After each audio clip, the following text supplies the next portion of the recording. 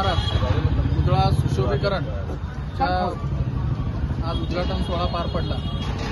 महाराष्ट्र राज्याचे मुख्यमंत्री सन्माननीय एकनाथजी शिंदे साहेब यांच्याकडून विशेष निधीतून 40 लाख रुपये या सुशोभीकरणासाठी देण्यात आले आणि महानगरपालिका आणि आपले लोकप्रिय आमदार विजयकुमारजी देशमुख पालक यांच्याकडून जो आराखडा तयार करण्यात आला त्यामध्ये उर्वरित जो निधी 25 लाखाचा आहे तो निधी मंजूर करण्यात आला।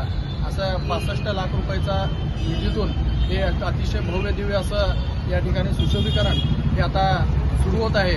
खरं तर महात्मा बसवेश्वर महाराज पुतळा सुशोभीकरणाचा विषय अनेक दिवसापासून हे सातत्याने पाठपुरावा सर्व समाज बांधव बसवप्रेमी करत होते आणि त्याचा आज मुहूर्तमेढ लागलेला आहे। आज जी आपण या ठिकाणी सुशोभीकरणासाठी जी डिझाईन बनवण्यात आलेली आहे ती अतिशय म्हणजे महाराष्ट्रामध्ये नव्हे तर कर्नाटकामध्ये देखील अशा मोठ्या प्रमाणामध्ये एवढ्या भव्य दिव्य असा पुतळ्याचं सुशोभीकरण किंवा पुतळ्याचा परिसर हा नसणार आहे एवढा चांगलं बनवण्यात आलेला आहे। खरं तर या ठिकाणी मी सर्व बसवप्रेमींना सांगू इच्छितो की विजयकुमारजी देशमुख पालक यांनी सांगितलं की आपल्याला हे काम करायचं आहे, यासाठी विशेष निधीतून आपण निधी दिला आणि मालकांनी देखील 25 लाख निधी दिला, परंतु 1 कोटी रुपये लागू दे किंवा किती अजून निधी लागला तरी तिथं आम्ही कुठेही कमी पडणार नाही।